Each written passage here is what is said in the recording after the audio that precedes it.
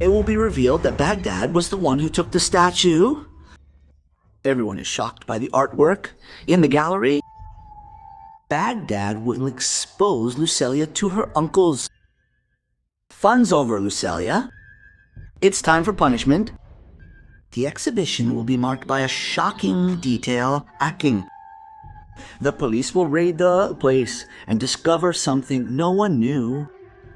Everything will happen after the statue appears in the gallery. Hey. Casper, amazed by the work, comments that it's the happiest day of his life. And the others are also shocked to discover Baghdad's deal with Casper. Lucelia, indignant, complains.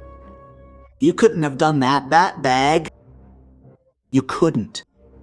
Baghdad takes charge of the situation and decides to expose Lucelia in a sensational way.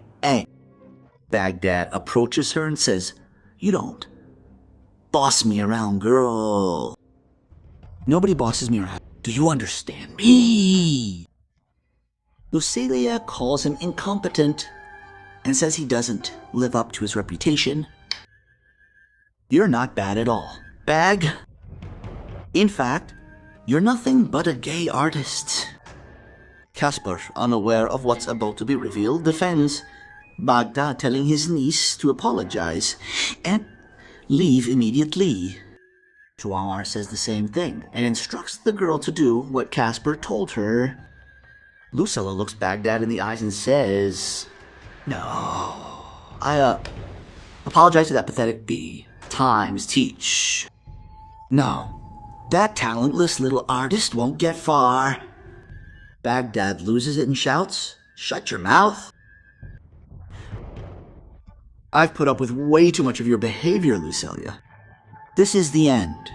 I don't betray people, but, an exception for you."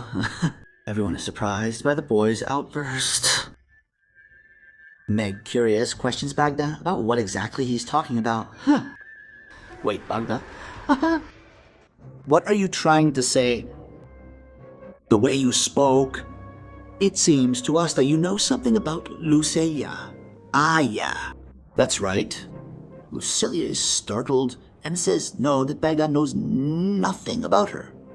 Lucelia adds, "I think this subject is over. You can leave, Baghdad. Turn around and get out of here right now." Casper denies it, saying that Baghdad is a close friend and will only leave when he wants to.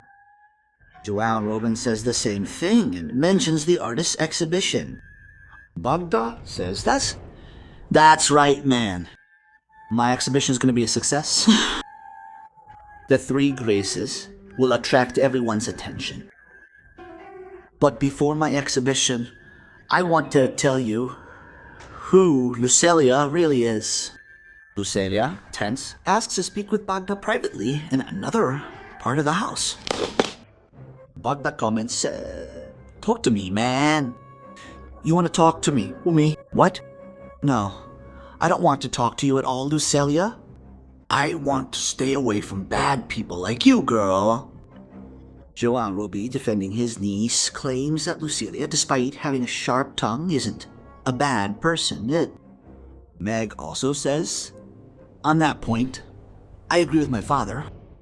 Lucelia can be annoying, meddlesome, arrogant. I completely agree with you. But she's not a bad person." Bike retorts, saying she knows two terrible secrets about the villain. Two secrets that, once everyone finds out, will shock them. Everyone is curious to know what the boy is talking about. What are her secrets? Casper asks Baghdad to be clearer. Joao Rubes looks at Lucelia, looks at Baghdad, and says, "Casper is right. This is very strange. Why are you saying these things about our niece?" Baghdad gets straight to the point and asks, "Man, haven't you ever noticed who you let into this house to the Lucelia is nothing like you think. She's a monster, capable of the worst atrocities one person can commit against another." Lucelia again tells the boy to shut up. Baghdad looks at Casper and says, "Do you remember Casper? Days ago, I posed a question about how Lucilia's parents went from this world to a better one. Casper replies that he remembers, and even found the question very strange. Bagda says exactly that. What happened to Lucilia's parents wasn't an accident. Something much worse happened. Joao, with his mouth open, asks the boy to be clearer. Lucilia, almost crying, begs Bagda not to do that. Casper retorts, "No, Lucilia. Now that Bagda has started talking, he'll have to go all the way." He'll continue. "You can speak, Bagda. What do you know about Lucilia? Speak once and for all, boy." Bagda sighs deeply, promising to tell two things. He starts revealing by stating, So listen, man. The thing is, Lucilia told me that she herself killed her own parents. Everybody is completely shocked by the news. Joao Rubin states that this is impossible. Lucilia defends herself, accusing Baghdad of lying. Baghdad counters that I don't lie. There is no point in me lying. She told me clearly. You know why she did it? Do you know? Want to know? Everybody dumbstruck? Only watches Lucilia cry and Baghdad says, well, Lucilia wanted the life insurance of her parents.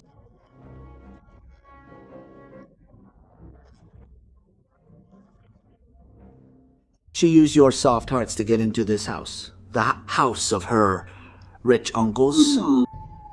Baghdad realizes that it was Lucilia here who orchestrated the plan for her uncles to be caught by the thugs to extort a hefty sum of money from them. Casper, astonished, asks, What? Are you telling me that Lucilia, in addition to having done evil to her parents, entered this house with her eye on our inheritance?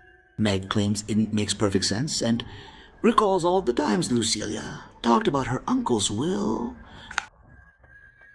Lucilia is surrounded and expelled.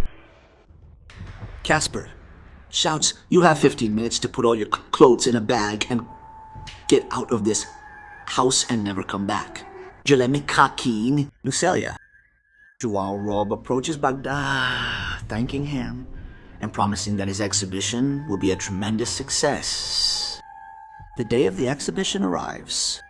Baghdad will be dressed in a luxurious suit. Journalists from all over Brazil will cover the event. Baghdad gives interviews talking about his art.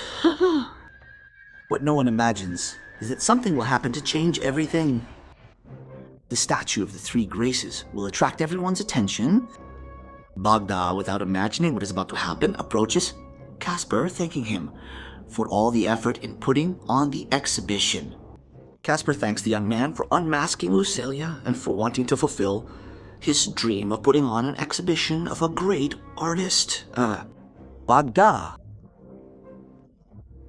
Mr. Casper, there's something I've never told anyone. I'm gonna say it on the microphones for everyone to hear. Casper advises the young man to be very careful about what he says on cameras, since many of them are live. While Baghdad approaches the cameras to tell something exciting, Paulinho and the police chief receive information from Juquinha about Baghdad's exhibition. Juquinha says that the Three Graces statue is on display. Intrigued, Paulinho asks, What, Juquinha? You're telling us that the statue of the Three Graces is in that exhibition? Is that really what I'm hearing? Juquinha confirms and reports that he is even more certain that Casper must have something to do with the theft of the Three Graces. Paulinho calls. Let's pay a visit to the exhibition right now. The show is about to begin. Paulinho calls Gear saying that the statue has been found. Gearless is startled and asks where. Paulinho tells him and adds that he is going with police reinforcements to the event to check it out. While the police haven't arrived yet, Heriello warns Joaquin and the rest of the group. The circle has closed. I think everyone's house is going to fall down soon. In front of the cameras, Baghdad promises to say very important words. Joao Rubens in the images. Watch the young man say, "So man, for those of you listening, it's a great honor to be here presenting my art nautica. I thank Casper, and especially someone who is no longer with us, my father, Jorginho, the coolest guy I've ever known. This is for you, Dad. I love you." Suddenly, the police burst in the place. Everyone is shocked by the invasion of the law enforcement agents. Paulinho and the other police officers spot the three graces. They realize that the complaint was indeed correct. Casper approaches Paulinho, demanding that he leave. Magadar also approaches. Casper adds, "I don't want the police at this event. You could ruin the exhibition. Come back another time." Paulinho retorts, "No. Nobody leaves, nobody enters. Not until everything is clarified.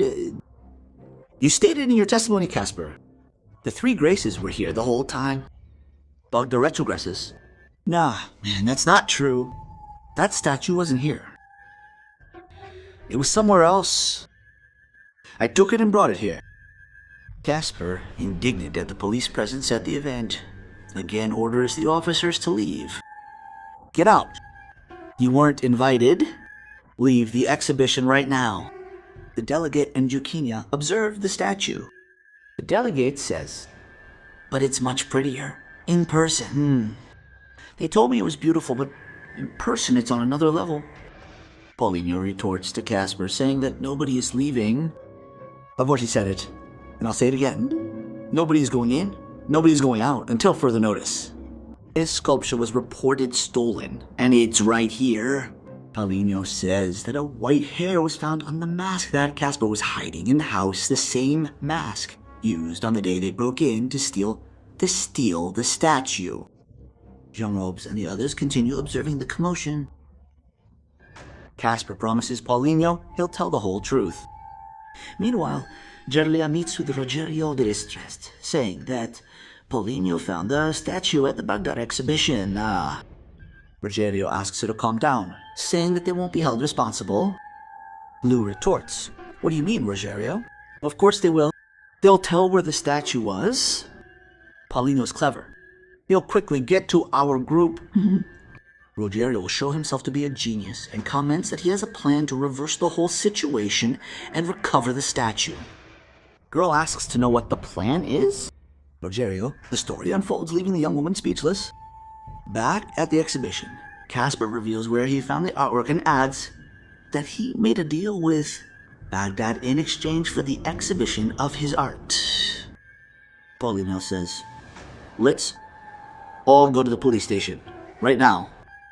I want an explanation immediately." While the police are distracted, Arminda and Arga drag the statue and take it to Ferret's apartment.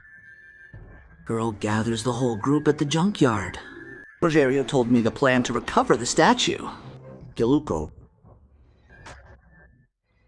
Only Joaquim and I will go. The rest of the group stays here. I'll call if there's any news. Consuelo warns that the two of them alone could be vulnerable. Joaquim says, "Don't worry. I messed up. I'll fix it too. I promise you all, Misael, Junior, and Consuelo wish the father and daughter good luck." Meanwhile, Arminda and Helga will be with the statue in Ferrete's living room. Helga congratulates the gang, saying the plan was a great success. Arminda comments, "Of course it was. I'm a genius. Nobody in this world is smarter than me." What is Arminda doing? You can't imagine. The worst punishment is about to happen to the two of them. Glucia and Joaquim will appear hidden in the place, observing the villains near the statue. Joaquim grits his teeth and says, "Look there, the lady with the statues. That crook will pay for this." Gurlis asks his father to keep control so that nothing goes wrong with the plan. Joaquim tells Gurlis that he's going to get revenge in a sensational way.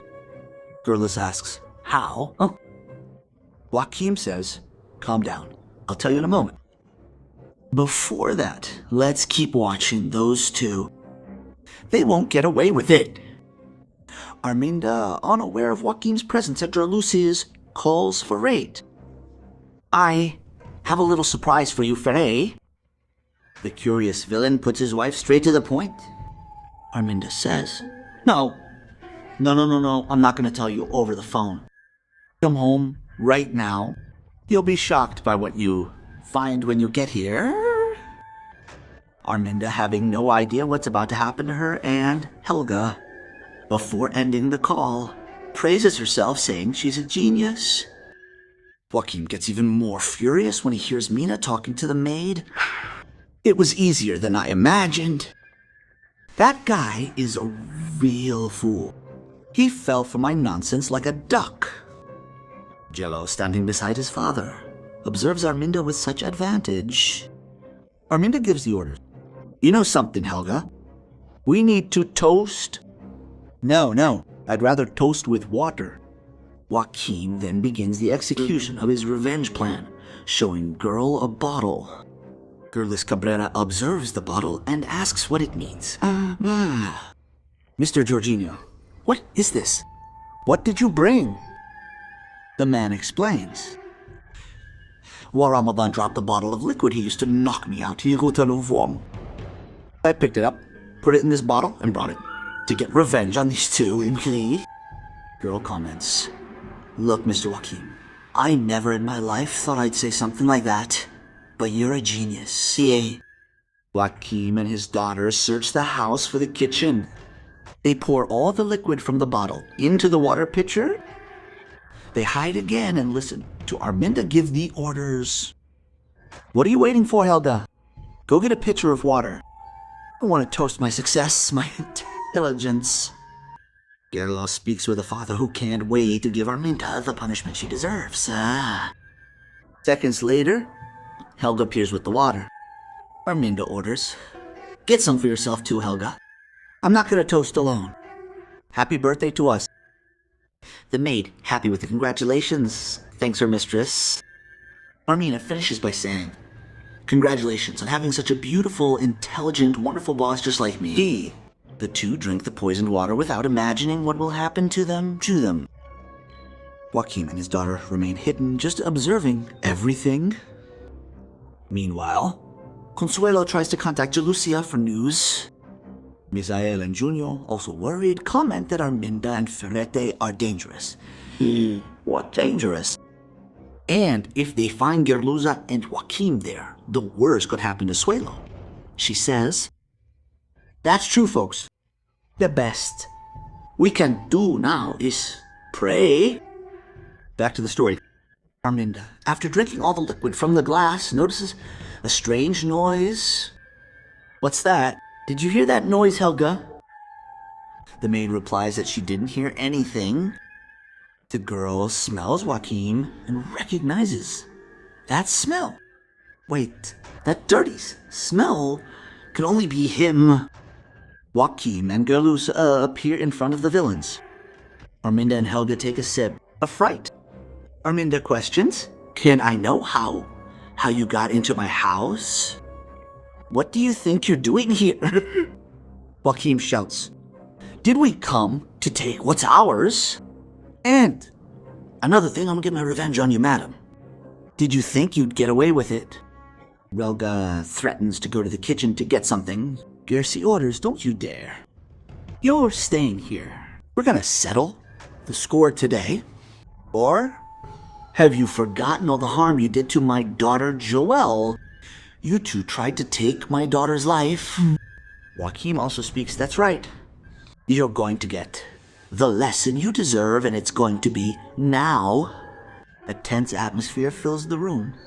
Arminda assures them that Ferretti is on his way, almost arriving with Masado, and will give them what they deserve. Joaquim assures them that when Ferretti and the henchmen arrive, they'll have a surprise. But in this case, it's not a statue. It's something else they'll see with Arminda and Helga. Arminda, surrendering, questions what they are planning to do with them. Girl asks, Are we going to take the statue? Arminda interrupts, retorting that they are not taking any statue, that the statue belongs to her. Gur confronts the villain. Shut your mouth. The statue isn't yours either. It's Rogerio's statue. He's the rightful owner. Garrus asks Joachim to keep an eye on the two while he makes a call. Suddenly, Arminda starts feeling dizzy. Joachim notices the effects of the medication and orders, "What's wrong, madam? You'd better lie down." Haddam feels the same way. Girl tells Consuelo that she and Joachim are already in front of the three graces. Consuelo asks what to do. Gershi states, "What? The reason I called was precisely this. I've devised a plan. I'll require the assistance of Junior and Misael. Dona Cobra and her accomplice are directly before me. They'll be quite calm very soon. Mr. Joachim brought some medicine for them." Gerlis explains a brilliant plan. Consuelo thinks the idea is fantastic and says, "Don't worry, Gerlu. I'll do it the way you said. I'll tell Misael and Junior right now." Consuelo tells the two about Jeria's plan. The trio plots the final details of Gerlia's plan. Meanwhile, Gerlu notices Armina waiting for Fred's arrival. Jesus says, "I know you're trusting your accomplice, Arminda, but he won't be able. To save you, I beg you. Ferret won't arrive in time." There isn't time for Ferret by the time he gets here.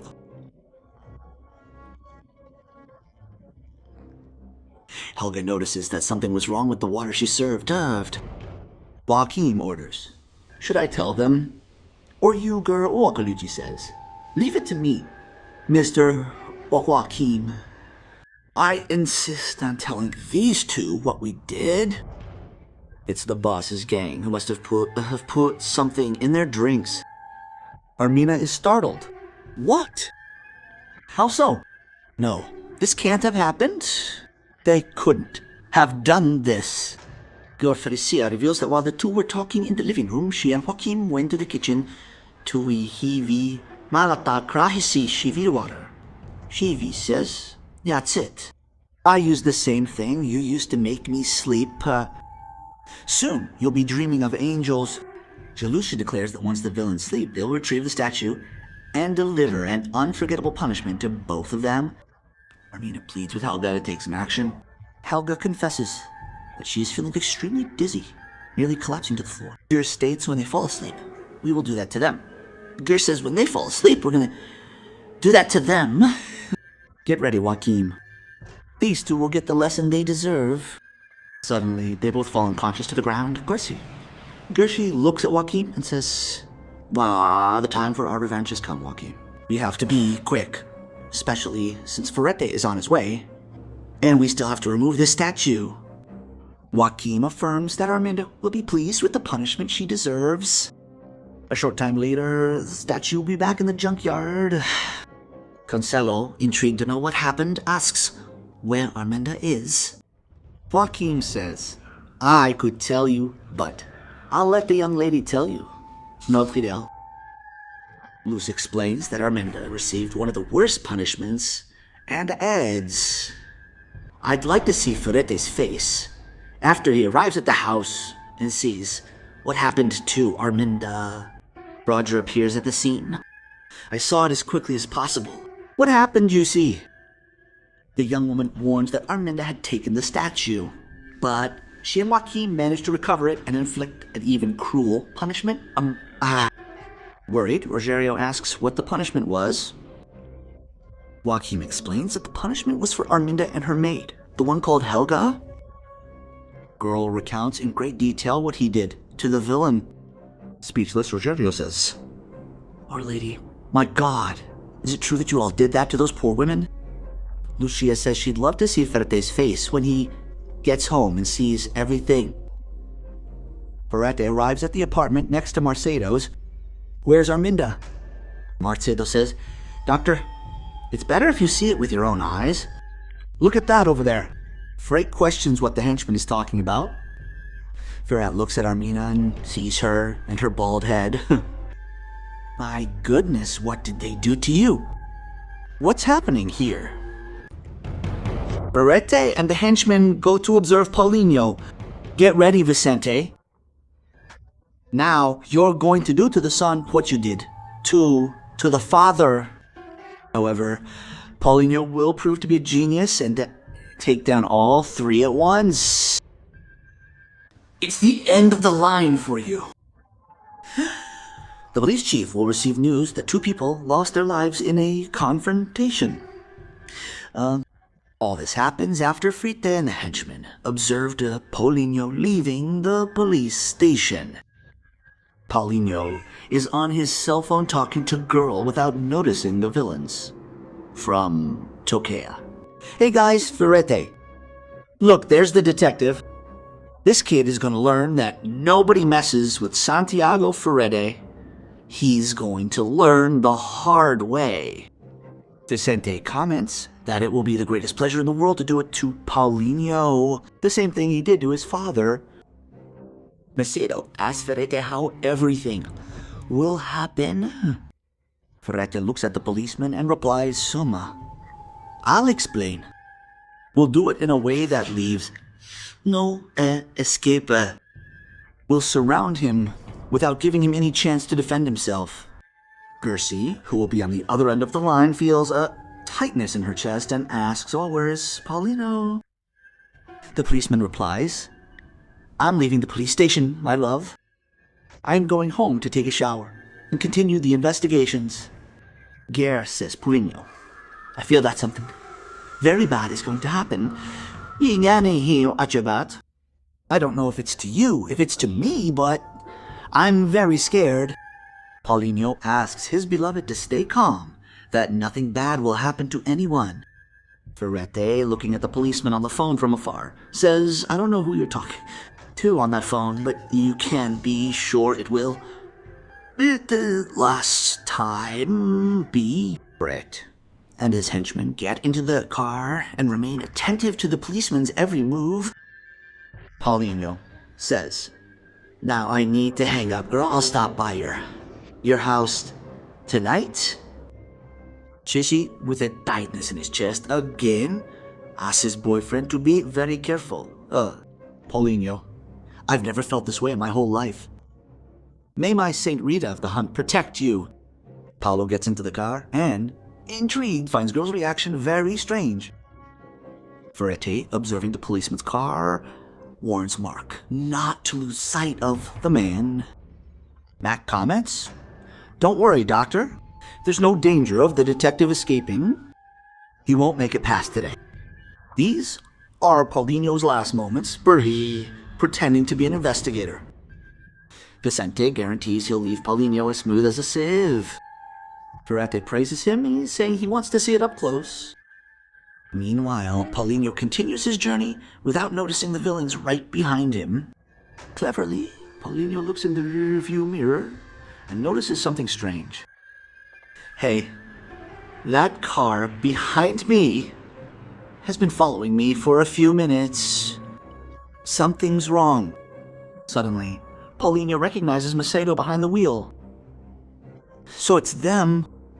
Paulinho remembers girl's call and understands why she had such a terrible feeling. Paulinho calls Detective Jair. Detective, I have a little problem here. The detective asks what the problem is.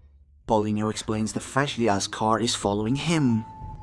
The detective is startled, remembers Paulinho's father, and tells the officer to return to the station. Paulinho, pay attention. Turn around. Ferre isn't playing around. He's gonna try to take you out. Paulinho stated that he has absolutely no fear of the gang leader and his goons. The detective again tells Paulinho to stop being stubborn. Go back, Paulinho. This is an ambush. Macedo comments that the officer still hasn't noticed anything. Today tells Marcelo to be careful as he's going to try to catch Paulinho off guard. Llama. Paulinho shows his genius and tells the detective that it's time for the villains to pay the price. Boss, I have a plan. I'm going to make those wretches regret it. A lot. The detective questions what the plan is.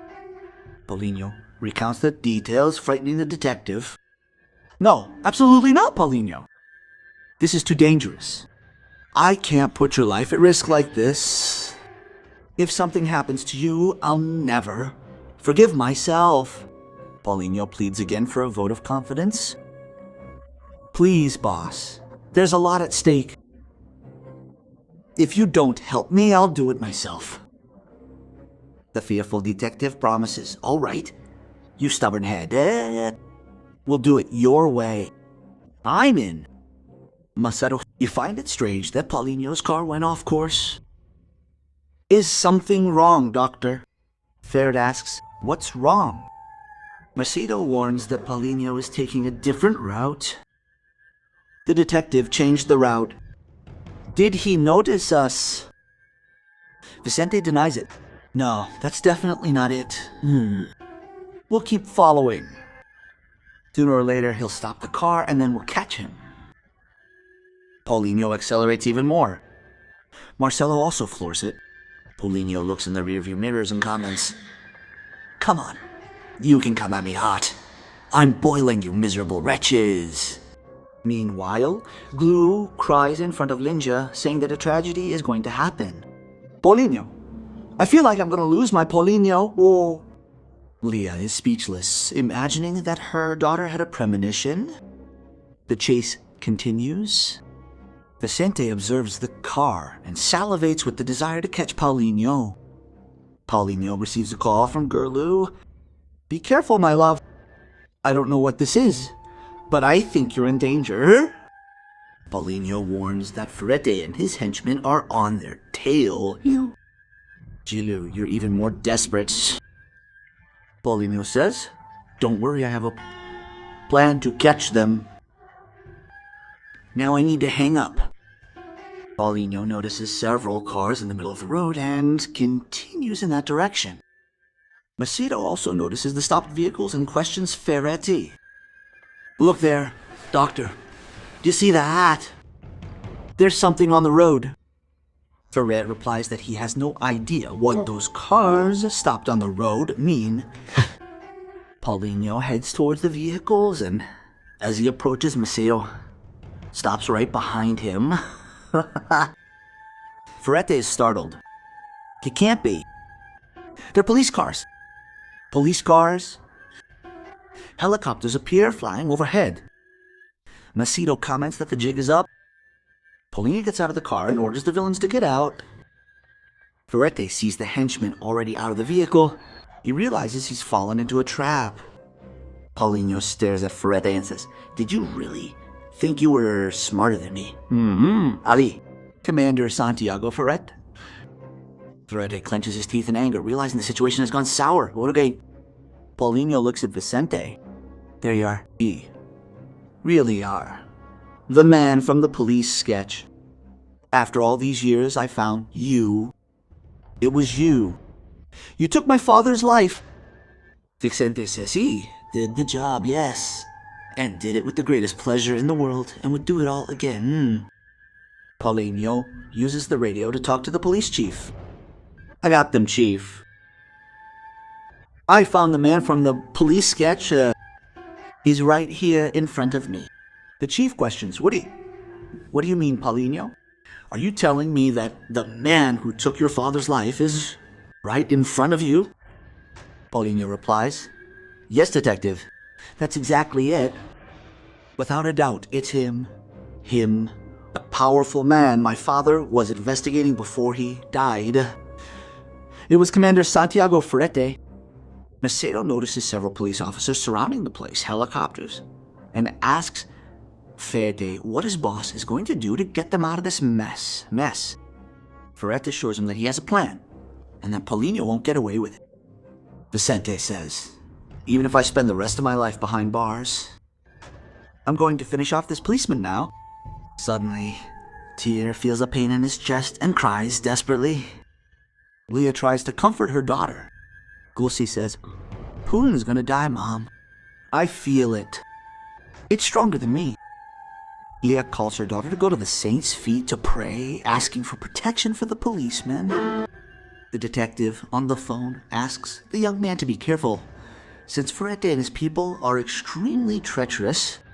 Paulinho ends the radio call, looks at Vicente, and demands to know why the man did such a terrible thing to his father. Let's lay our cards on the table. I killed your father at Dr. Ferrete's request. Ferrete is startled and asks if Vicente is crazy. Reporting her? Vicente retorts, crazy? No, sir. If you haven't noticed, the jig is up. It's the end of the line. Since I'm going to be arrested for father's death, I'll take advantage and do the same to the son. Paulinho stares at Vicente, unaware of the villain's intentions. Paulinho says, I've been looking for you all these years to put you in jail. You and the mastermind. I found you both right in front of me now. Paulinho guarantees he'll put Felipe behind bars just like he will Vicente. The police officers simply watch Paulinho. Ferrete tries to negotiate, offering money to the policeman to turn a blind eye. That can't be serious. You can't possibly be making fun of me, right? Your money won't save you from jail this time. You're under arrest. Vicente presses the button against Paulinho. Everyone notices the bullet hit his vest. Paulinho reacts and knocks Vicente down in self-defense. Ferrete and Marcelo are going to be arrested. And tell me which city you're watching the soap opera from. I also ask that you like this video, subscribe to the channel now, and activate the notification bell. And there's even more news about the soap opera. To watch Ga, just click on the video that's appearing on the screen